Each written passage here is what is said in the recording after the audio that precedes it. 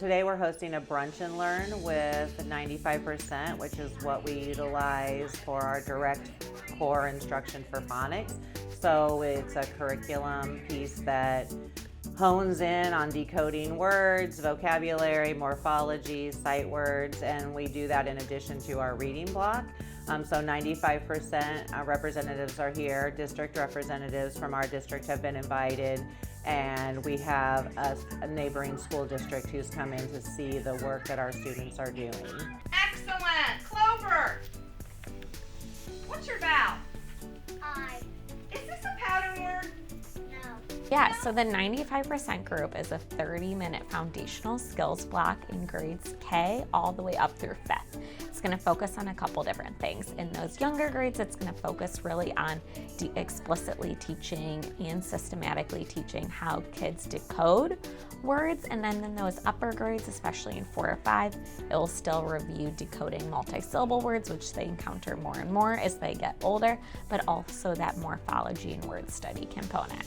This year we implemented Tier 1, so 100% of our students are getting phonics, vocabulary, or phonemic awareness instruction at their grade level. Whether they're there or not, we're teaching it at the grade level, and this is the first year we met our middle of the school year goals. We almost doubled the amount of Race to Success medals we gave out for kids over the 50th percentile and or growth at the middle of the year. So we're just celebrating, the growth that we're seeing in reading skills and acquisition. Hey, Mason, what's your vowel? Your A, there you go. I would completely agree that there was a silver lining during, because of COVID. It allowed us the time to take a step back, really analyze our instruction, make those changes, and also set off the alarms that, what we're doing and have been doing is not what's best for our kids.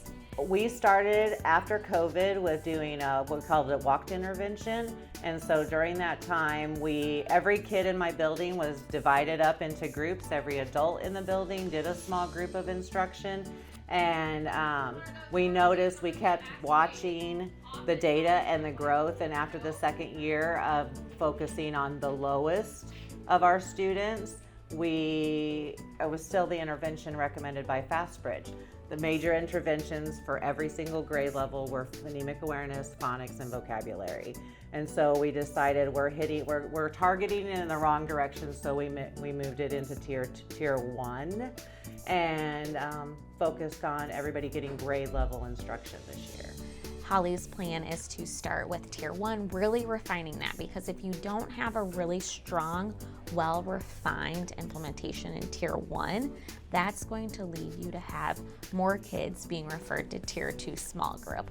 And that can lead to a bunch of different issues, right? If kids are not being caught up, especially in those younger grades, we know how essential it is. So in terms of expanding their use of the program, I know the plan is next year to really have that strong implementation in Tier 2 and Tier 3 for those kids that need that extra support where it's not meeting their Tier 1 needs, right? And ideally in the district, it would be looking at the school, right? You have this amazing pilot data that they've used this whole year. You've seen how it's impacted kids already in your district, and saying, is that something that would be beneficial to all the other schools in the district?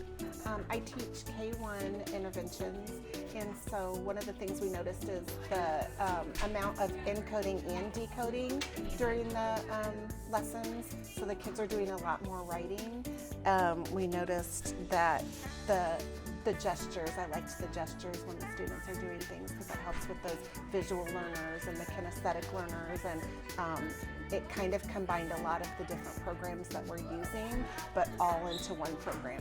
And going from room to room, I noticed there weren't the gaps that I sometimes see in curriculum where teachers are trying to cover everything, but not necessarily getting everything.